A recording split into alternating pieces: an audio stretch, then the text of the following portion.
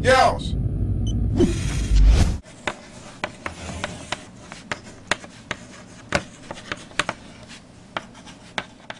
What's going on, Yeousch? HDProdigy back once again for episode 3 of Modern Warfare 3 Spawn School with HDProdigyGaming. Today we have Hardhat as promised. The previous episode was Arcaden, and before that was Dome, and for the next episode we will have Seatown, so we'll get right into this. Now the Hardhat spawns are not as easy to flip as a lot of maps. The middle line includes a lot of spawns that are very close to it, which allows for spawning back in the spawn as well as really spread out spawns on each side, as you can see with the really wide map basis, including the spawns in the spawn as well as spawns push out towards the center of the map. So we'll start out with the blue side as always, and we'll start out with the one spawn point. And the one spawn point is directly on top of that A flag. It includes the main spawn to its right, which is that circle, as well as another main spawn to its left, which players will spawn at many times throughout the game when they are being pushed back from that C flag as well as that B flag. Next we have the 2 spawn point. Now the 2 spawn point is identical to Demolition, as well as Domination, I believe, and from the 2 spawn point, it usually means that the other team is pushing through that B area, and you're about to get flipped. So I definitely recommend, if you spawn at 2, to go and hop on that A flag or the C flag, depending on whatever it seems like the other team is pushing more, and control those areas so that you don't get pushed out of your spawn.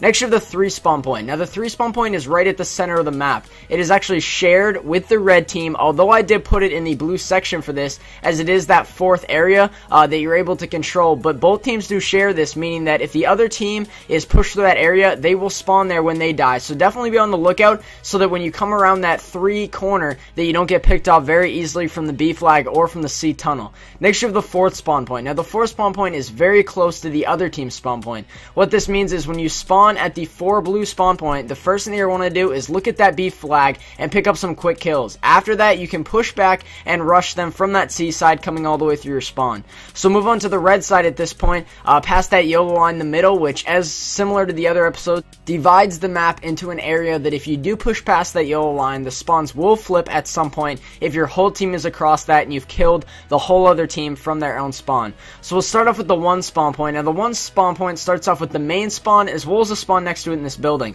You're going to be spawning here at the beginning of the game as well as throughout the game when the other team has pushed you back into your spawn. Next you have the 2 spawn point. The 2 spawn point is right next to that C flag and also very close to that one area. The spawns are very spread out on this red side and almost span across the whole entire map, so look to be rushing through your spawn as well as pushing the other team if you spawn here. Next we have the 3 spawn point. The 3 spawn point is very close to 4 and also very close to that B flag as well as the C flag in a way. So if you spawn at 3, the first thing you're going to want to do is look at that B flag to make sure that you don't get spawn killed.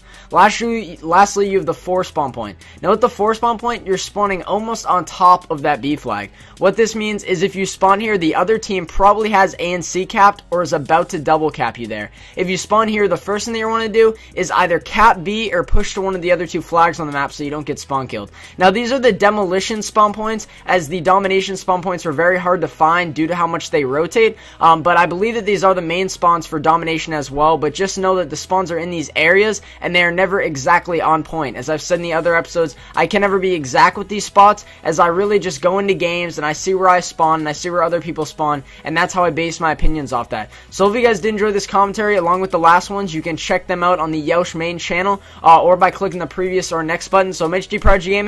This is Modern Warfare 3 Spawn School episode 3, and hope you guys do enjoy this. Leave some feedback for me as well as the series, and I'll see you guys later.